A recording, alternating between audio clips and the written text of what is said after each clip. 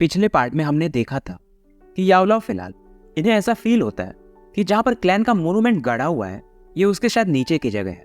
पर जब ये ज़्यादा गड्ढा करते हैं इस दौरान इनके मन में कुछ विचार चल रहे होते हैं कि इनके फादर ने कहा था कि मोनूमेंट पर कुछ लिखने के बाद एक नई जिंदगी की शुरुआत हो सकती है, पर इन्हें उसका मतलब समझ में नहीं आता है और इन्हें यहाँ पर लगता है कि नीचे में शायद कई सारे ट्रेजर्स हो सकते हैं। पर जब यहाँ पर ये अंदर पहुँचते हैं तो इन्हें एक लाश मिलती है जो कि एक गद्दी पर बैठी हुई थी और शायद ये जो भी थे यहाँ पर बहुत लंबे समय से थे। याओचेन के हाथ में जो लालटेन था अब ये भी बुझने लगता है। याओचेन पहले थोड़ा सा डरते हैं, फिर इन्हें याद आता है कि अरे मैं एक तो डाउकी वॉरियर हूँ, और ये तुरंत ही अपने फ्लेम पावर को एक्टिवेट करते हैं और इस लाश के काफी करीब जाके इसे देखते हैं। लाश भी अचानक से इनके सामने प्रकट हो जाता है। याओचेन इससे माफी मांगने लगते हैं कि मैं गलती से यहाँ पर आ गया, और ये अपना नाम बताते हैं कि मेरा नाम याओचेन है और मैं याओ क्लैन का हूँ। पर यह आदमी बोलता है कि तुम गड्ढा खून के आए हो, तुम गलती से तो नहीं आए हो, तो मेरा दिमाग ना खराब हो इसके लिए सीधा सीधा बता दो। अब याओचेन भी बताते हैं कि यहाँ पर इन्होंने इनके फादर ने शायद पहले गड्ढा किया था, तो इनका इंटरेस्ट जाग गया कि नीचे क्या है। उसे देखने के लिए मैं चला आया, और ये जो भी लाश था ये भी सोचता है मतलब पहले जो गड्ढा खन रहा था वो तुम्हारे फादर थे। याओचेन भी बताते हैं कि हाँ 2 साल पहले वो मर चुके हैं, पर इतना तो ये लाश समझ जाता है कि वो जो भी थे तुमसे ज्यादा स्ट्रॉन्गर थे। याओचेन भी पूछते हैं कि एल्डर आप कौन हैं और आप इतना नीचे पर क्या कर रहे हो। ये सुनकर के वो लाश कहते हैं कि तुम अभी जानने के लायक नहीं हो, और साथ में ये कहते हैं कि अब तुम्हें यहाँ पे मरना पड़ेगा, नहीं तो मेरी बात ध्यान से सुनो। याओचेन इनके पसीने छूटने लगते हैं और ये हाँ में सर हिलाते हैं और ये बताते हैं कि मैं 1000 सालों से एक गहरी निद्रा में था, तो फिलहाल मैं तुम्हें मारूंगा नहीं और मुझसे ज्यादा सवाल मत पूछो, तुम्हारे लिए अच्छा होगा। और ये फिलहाल याओचेन से पूछते हैं कि 1000 सालों के बाद अभी दुनिया कैसी है, और याओचेन कहते हैं फिलहाल मेरे हिसाब से ज्यादा कुछ तो नहीं, पहले भी 7-8 एंशिएंट क्लैन थे और वो अभी भी हैं। अब ये लाश कहते हैं कि तुम काफी बोरिंग हो, बस इतना ही चेंज। और ये पूछते हैं क्योंकि तुम याओ क्लैन के हो तो क्या फिलहाल हमारे क्लैन में मतलब तुम्हारे क्लैन में कोई जीनियस है 9th ग्रेड का अल्केमिस्ट। याओचेन भी कहते हैं पर वो तो काफी रेयर होता है, वो तो हजारों सालों में एक आधी पैदा होते हैं। अब याओचेन सोचते हैं कहीं ये एल्डर 9th ग्रेड के अल्केमिस्ट तो नहीं थे, और ये इनसे फिर से पूछ लेते हैं। ये एल्डर फिर से इसे गाली देते हैं कि मैंने अभी तुम्हें मना किया ना कि तुम्हें मुझसे सवाल नहीं पूछना है, नहीं तो तुम इस चैम्बर से बच के बाहर नहीं जा पाओगे। इस दौरान ये एल्डर याओचेन की बॉडी में अपनी हल्की से ऑरा भेजते हैं और कहते हैं तुम तो बस अभी डाउ जे लेवल पर हो, और वो भी 9 स्टार पे, और तुम्हारी उम्र 15 साल तो मुझे दिख रही है, इतनी कमजोर तुम कैसे हो सकते हो।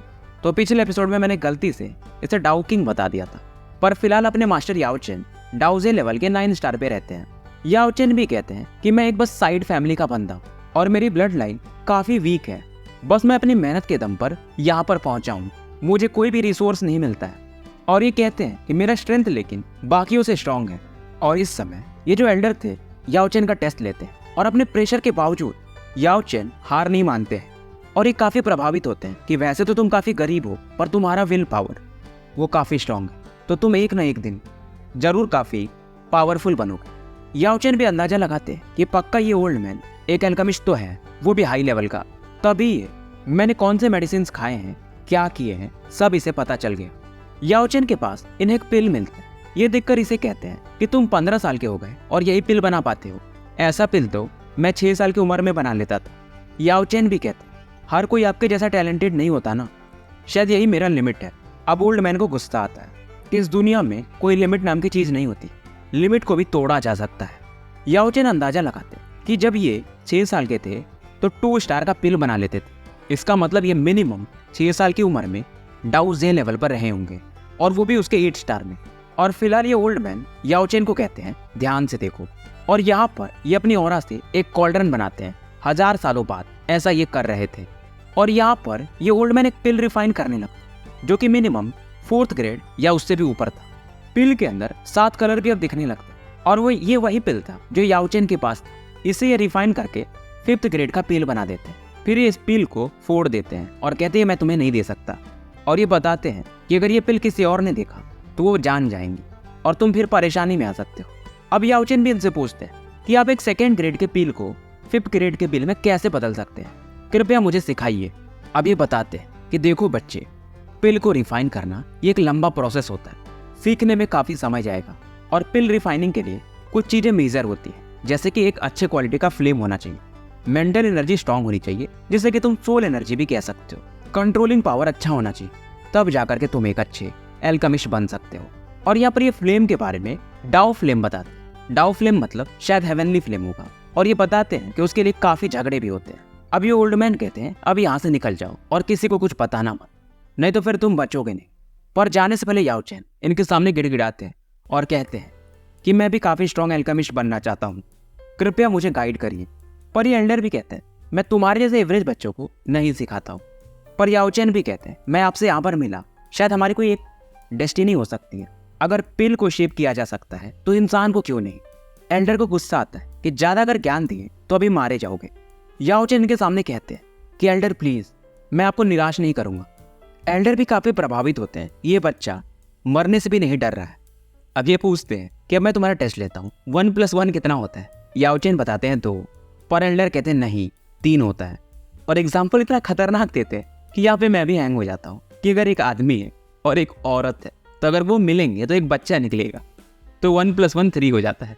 याओ चैन भी सोचते हैं लगता है ये बुढ़ा, ये पागल है। ये फिर से पूछते हैं कि 1+1 कितना होता है। याओ चैन कहते हैं आप मुझे मार दो, पर ये सवाल फिर से मत पूछो।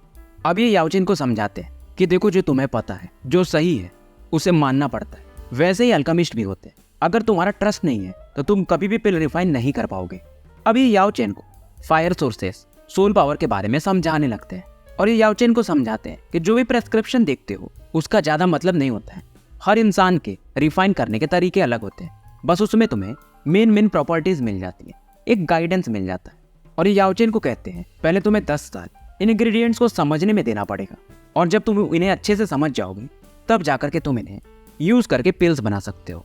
यानी कि जो मेडिसिनल डिक्शनरी होती हैं उनसे ज्यादा नॉलेज तुम्हारे पास होना चाहिए। पर याओ चैन भी कहते हैं कि एल्डर देखो मेरी फैमिली काफी गरीब है, 20 साल समय मैं कहाँ से दे पाऊंगा। याओ चैन कहते हैं कोई तो तरीका होगा जिससे समय को कम किया जा सकता है। ओल्ड मैन कहते हैं मुझे लगा था कि तुम कुछ बड़ा करना चाहते हो।